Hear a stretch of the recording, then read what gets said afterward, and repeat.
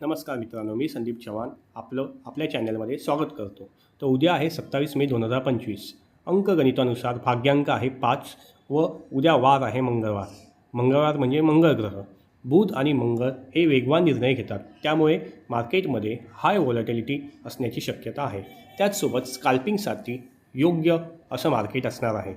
ग्रहस्थिती पाहिली तर उद्या मिथुन राशी आहे व राहूचा प्रभाव राहील.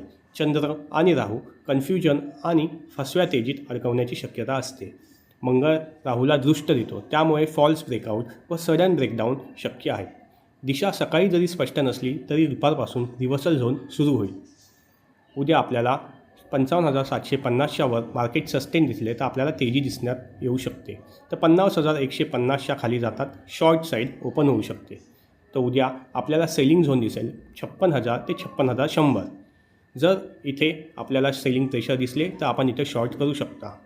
जर आपल्याला 55,750 ते 55,800 याच्यावरती मार्केट सस्टेन झाले तर आपल्याला तेजी पाहण्यास मिळू शकते. जर इंट्राडेसाठी आपण जर रिव्हर्सल टाईम पाहत असाल तर 9:20 आपल्याला काही इनिशियल स्पाइक्स पाहण्यास मिळू शकतात. 10:56 आपल्याला पहिला ट्रेंड सेटअप होताना पाहू शकतो. तर 1:15 आपल्याला काही शार्प रिव्हर्सल पाहण्यास मिळू शकतात.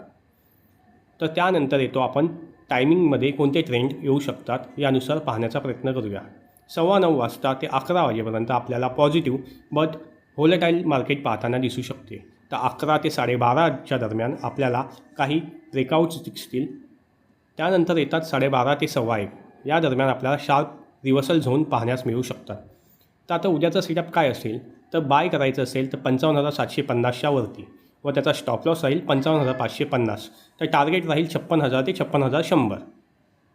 जर आपल्याला सेल करायची असेल तर आपण 55,150च्या खाली, तर आपलं टार्गेट राहील 54,950 ते 54,800. याचा स्टॉप लॉस राहील 55,300.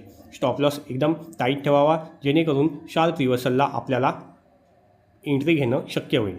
विशेषतः नक्षत्र उद्या ॲग्रेसिव्ह मुवमेंट आपल्याला पाहण्यास मिळू शकते आणि त्यासोबतच व्हॉल्यूम बेस ट्रेड करता येऊ शकतो. इमोशनल रिॲक्शन टाळा, क्लिअर कॅन्डल कन्फर्मेशनची वाट पहा.